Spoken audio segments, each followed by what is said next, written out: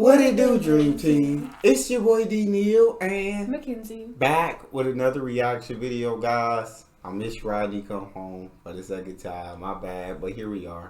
Better late than never, I always say. We are gonna break this one down into 3 different parts. And on this website, there's so many pop-ups where you try to pause it and play it again that we're just gonna have to let it run through without pausing it at all. So I'll give our commentary over the video when we talk. But and to start this out, there's gonna be like 3 or 4 pop-ups that I'm gonna have to exit out before the video actually starts. But make sure you guys subscribe, ring the notification bell, give the video a thumbs up, and let's do this.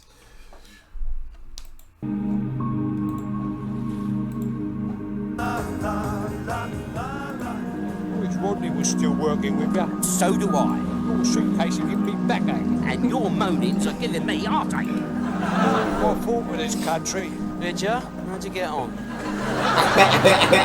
What are we waiting for? I tell you what we are waiting for. Security people, they change shifts, don't they, at 12 o'clock. And the new lot always start on the bottom floor, which gives us a chance to flog up here on the top floor, don't it? Right, come on, pick it up. Yeah. Chop, chop, off you go. What you got in this suitcase then? Look in here. How dare you? I don't deal in stuff like that. Well, not since I met Raquel. I wouldn't get her involved in anything like that. So what you worried about? I'll tell you what I am worried about. I'm an unlicensed trader, aren't I, eh? Many, many moons ago, a local magistrate and I had a sort of misunderstanding. And he took the law in his own hands and banned every council in London from issuing me with a trader's licence. So now I've got to flog where and when I can. Well, can I go and get something to eat? No, you cannot.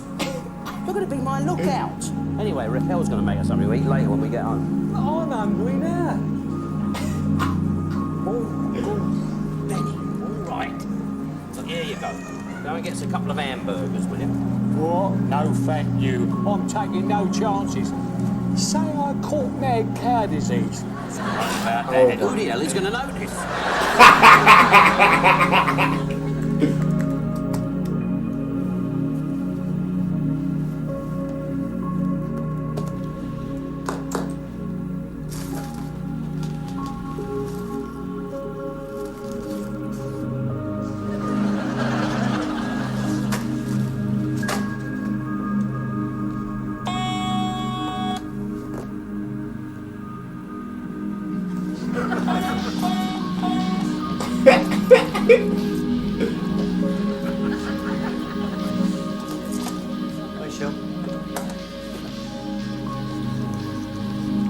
Michelle. Oh my God.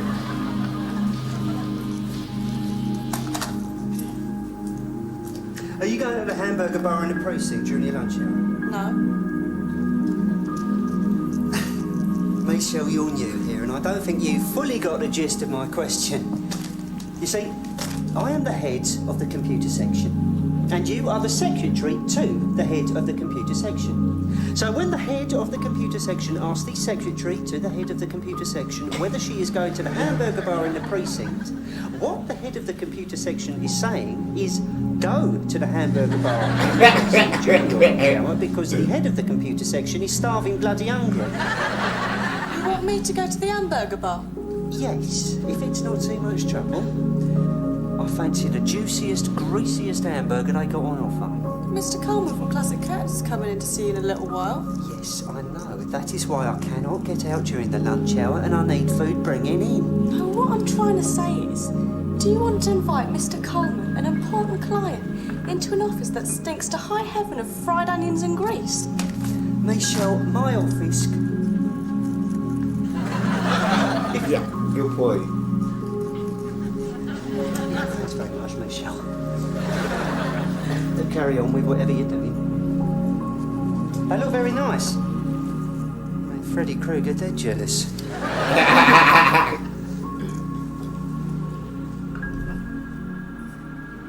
Raquel! How you doing? Hi, Rodney. Fancy a coffee? I'll go get this stuff home. Well, come in. I'll get one of the drivers to give you a lift. You sure?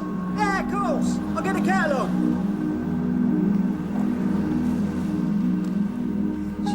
bags of food.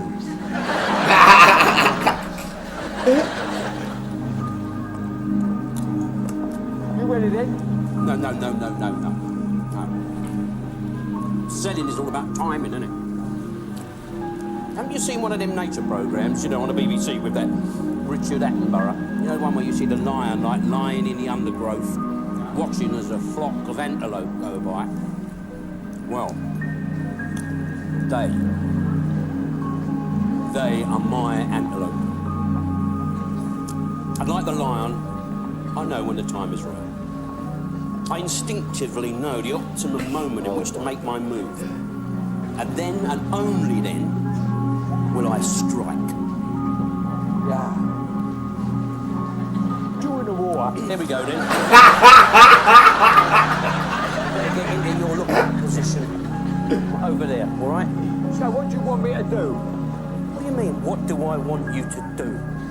You're a lookout, aren't you? So, you know, you look out, don't you? I mean, if I see the security blokes coming, what should I say? I don't particularly mind what you say.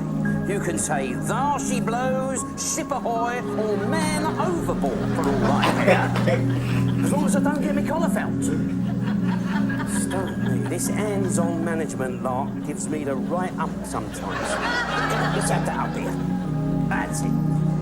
Should do all right with this stuff. They'll be falling over themselves to get at this top quality gear. Yeah, thanks a lot. Well, give us about 10 minutes, because you're just finishing a coffee. All right?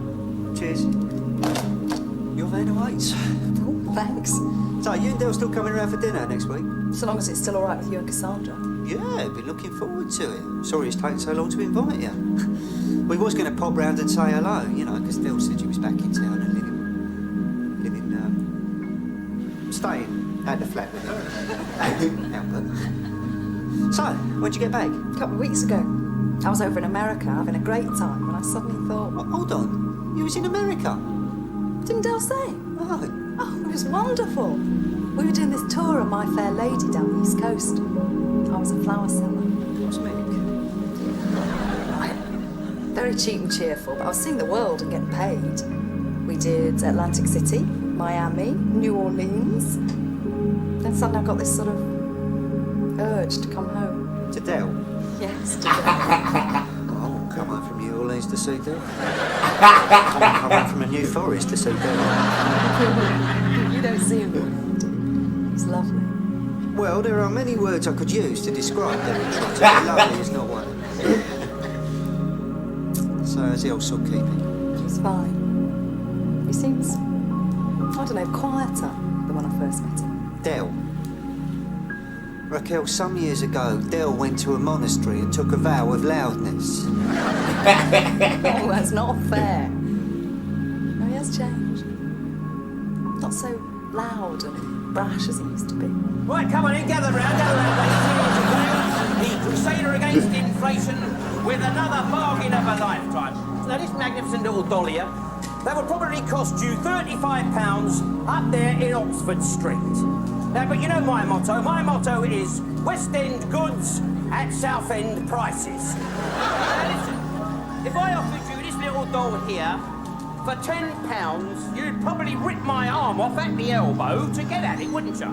Well, I'll tell you what I'm going to do. Because I'm in a festive mood, I'm going to let you have this doll at rock-bottom bargain price. Now, I'm not going to ask you for 10 quid. I'm not going to ask you for 8 quid. What I'm going to ask you for is £7.50. £7.50. Here it goes. Come on. First come, first served. I haven't got many. Come on. Come on. Quick. Don't tell me anyone. What is the matter with you people? What is the matter? Don't you see a bargain when you see one? This is not your foreign rubbish, you know.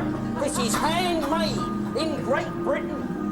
The British toy industry reckon this is the most lifelike doll they've ever seen in their life. And I'll prove it to you. Look at this. Look at this. Here it is, a genuine little baby bottle. You can feed her from the bottle. She wets herself. She cries. And if you keep her till she's 13, she breaks out in acne and wants to go for Brussels. Would I lie to you? Such a good I'll show salesman, you bro. something else. Another little feature of this wonderful toy. She will even sing a little lullaby to put herself to sleep. Just listen to this.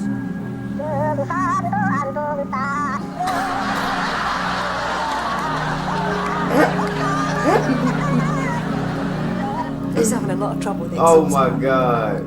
It's got a hole in it. Oh, no, that's a shame. Because the exhaust's the only decent thing on it.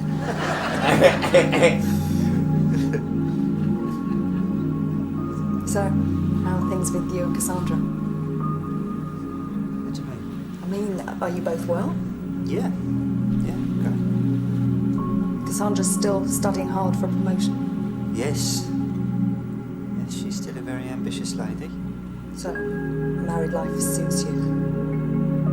Yeah.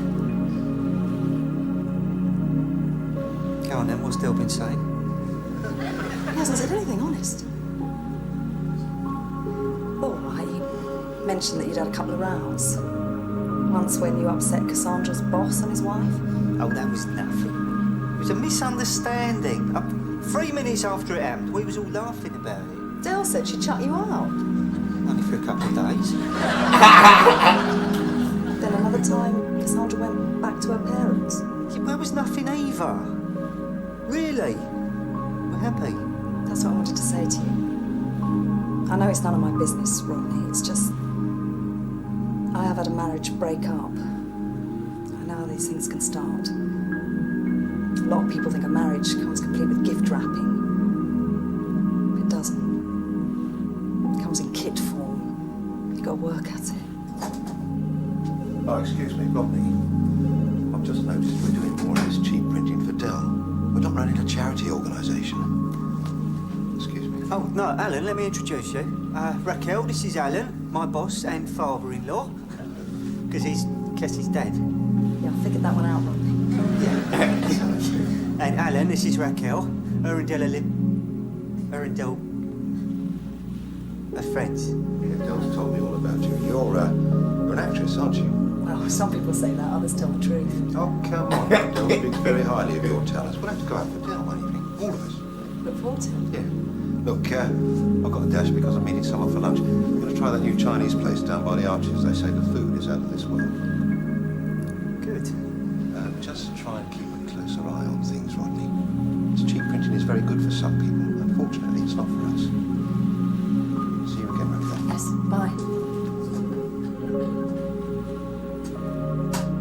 I better be going too. Why don't you pop in on your way home from work this evening? Del hasn't seen you for ages. I'm doing roast chicken, jacket potatoes, all the trimmings. I'm coming. Plenty there if you're peckish. I'm coming for sure. No, I better take a rain check on it. Because I've got my route and timing figured out to avoid the traffic on the one-way system. So, some other time, eh? Well, driver's waiting for you out there. Okay. Give my love to Cassie. Yeah. Bye. Roast chicken and all the trimmings. Yeah.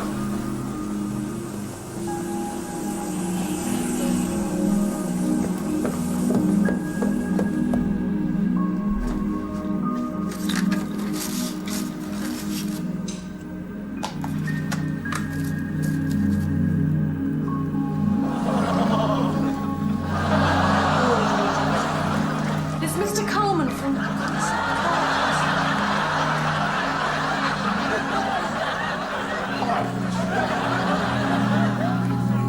That's disgusting, dog.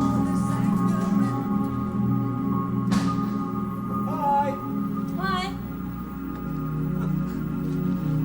You're late this evening? Yeah, I got stuck in a traffic jam on a one-way system. So it smells good. I'm starving. I just did myself one of those ready-made meals in the microwave. Well, I'm starving.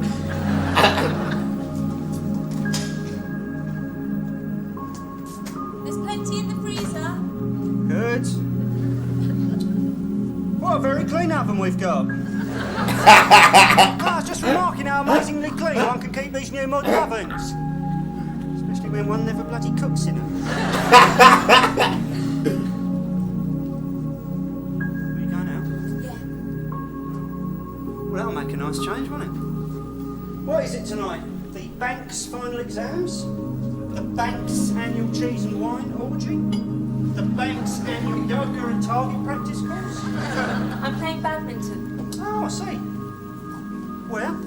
The Bank Sports Club. Well, you go and enjoy yourself, Cass. I've got a busy evening planned as well. I'm going to sit in and read the bank's pamphlet on our joint pension policy. Go on, here we go again. All right, what's wrong this time? What, with me? What could possibly be wrong with me? If you don't stop being so childish, I swear one of these days I'll smother you with your comfort blanket. Me? Childish? You're the one who's got a bit of growing up to do, Cassandra. When you're going to realise you've got a marriage, you've got a home, you've got me. I'll never forget that, Roddy. I'll never see you. You just use this flat like a base camp. You zoom in and out of here like a blue bottle with the runs.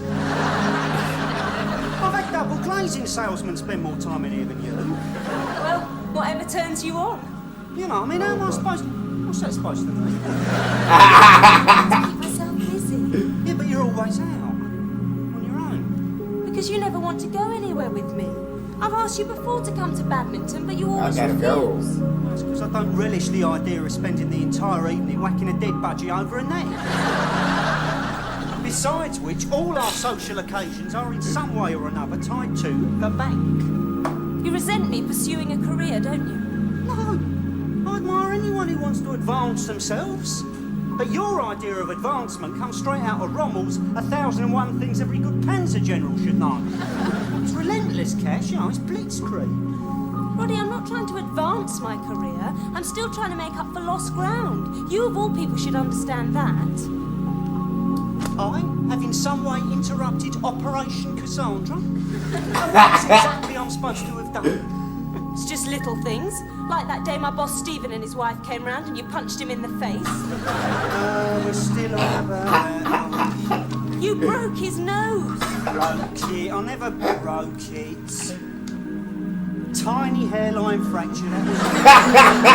Anyway, it was a long time ago and I have apologised 1,000 times for it. I know you have. And I'm perfectly willing to be understanding, as long as you are. Cassie, how can I put this? It sounds like a ridiculous thing for a husband to have to say to his wife, but I would like to see more of you. The only time we're really together is when we're lying in bed. With our backs to each other. Yeah, well, that's only because you turned your back on me. Well, you started it. I did not. And why is it whenever we have a dinner party, we have to invite your family and your friends? We invite your friends as well. What? You name me one occasion, just one, where I've had my mates round here. Last month, Mickey Pearce and Jevon and their girlfriends came round for the evening. I've apologised for that. Last week, you've invited your brother and Raquel round for dinner. I've apologised for that as well. Look, Cass, we always said if we had a problem with our marriage, we would sit down and discuss it in a mature and adult way. Fine. Let's sit down and discuss it in a mature and adult way. Well, you can start. No, you carry on. No, please, I'd like to hear what you have to say. You started it, Roddy, so you go. I didn't start anything. Well, you're the one that came home in a mood. I only had a mood when I come home and realised there was nothing for me to eat again. Oh, I see. Uh-oh. That's what this is really all about. I'm supposed to be the little wife who has the dinner on the table, waiting for Roddy to come back from the time warp. This is not 1933, and the sooner you realise that, the sooner you'll stop being so bloody childish. Kaz, if you could avert your gaze from the exotica of the banking world for one moment, you would realise, as so many women in Peckham realise, there is nothing childish about Rodney Trotter. I'd appreciate having a young, vibrant, successful bloke like me about. And that would most probably do me a pie of chips when I felt like it. Well, why don't you go and find one of these women? All right, I will. Well, go on then. I will. And take a bottle of ketchup for your pie and chips. I will. Oh my God.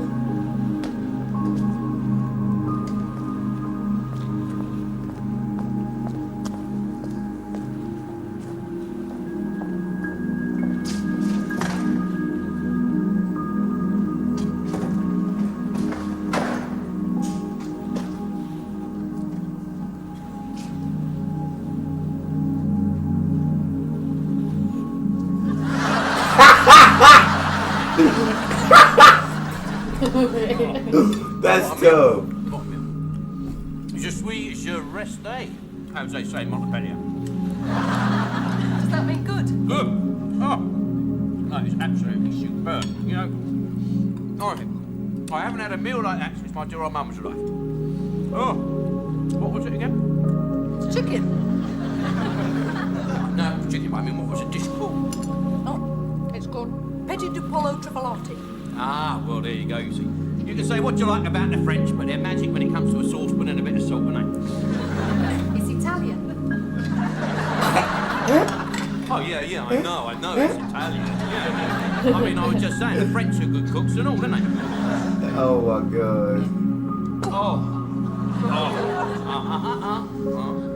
Just sweet.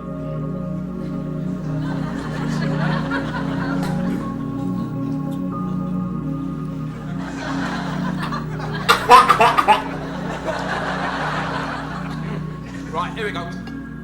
I'll get some of this down in here. Right, to the future.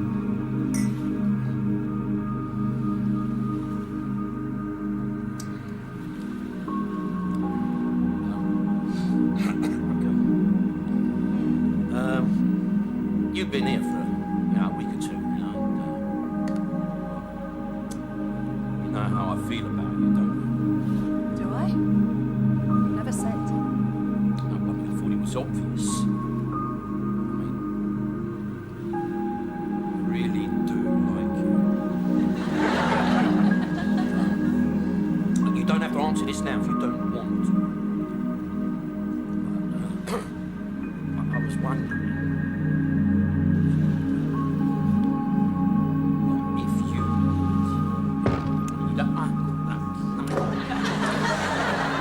I've kept your dinner warm in the oven, Albert. Is everything all right now? I'll cut the singe bits off. You Oh. should never light a candle when you've got a man with a beard in the house. Well, it's your own fault. You shouldn't have leant across the table and reached for the bread. I've a good mind to report your beard to the council. If I had been a bit lively with my Liebfrau milk, we could have had a towering inferno on the rates. I'll eat my dinner in the kitchen and wait for that fire hazard. Good. Mind how you go when you take the plate out the oven, because the gas is still on. Say. Sorry? Oh, yes.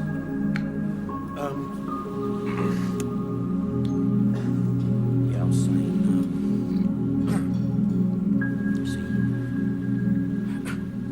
see, you are a woman.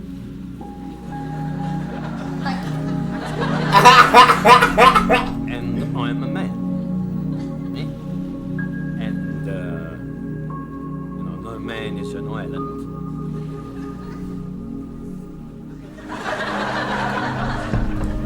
Say it. Do you understand what I'm getting No. at? Well, look, I just don't want to rush things, you know. But I mean, would you? I mean, no, what I mean. Would you consider... That's it! All up the cackles! That was our last chance! Good evening, Rodney. I have never been so insulted in my life. Well, sit down, bruv. Let me have a try. What's happening? Rodney's left Cassandra. What, again? That's the third time in 18 months you two have broken up for good. Yeah, well, this time it is for good. Does that mean our invitation for dinner is off, then? Well, of course it does. What's brought all this about? You will not believe this. She accused me of being childish. No. Yeah. Wait, that's my top you're throwing about there. Well, tonight was the last straw. Really? What did you do tonight? Tread on your scalextrics? Derek, my marriage is broken up. This is no time for sarcasm. All right, Rodney, all right. Just calm down, will you? Finish your drink. I will drive you home and we'll see if we can sort it out, all right? Bill, you don't understand. I'm not going back. Me and Cassie are finished for good. Uh-oh. Albert, Randy. Rodney, you'll have to at least talk to her sooner or later. There'll be things to be discussed. Yes, like who gets custody of Barbie and Ken? This is all one big bloody joke to you, isn't it? Stop, Rodney. It's just that you and Cassandra are behaving like a couple of 10-year-olds, don't you, eh? I mean, you broke up and gone back together more times than JR and Sue Ellen. Yeah, well, this time it is for good. I am staying here.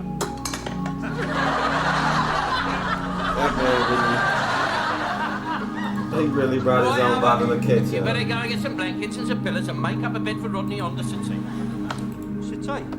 Oh my gosh, dog. Oh, Rodney, you can't keep in your own. Gosh. That's crazy. So sorry about this website. We'll have some issues for this video.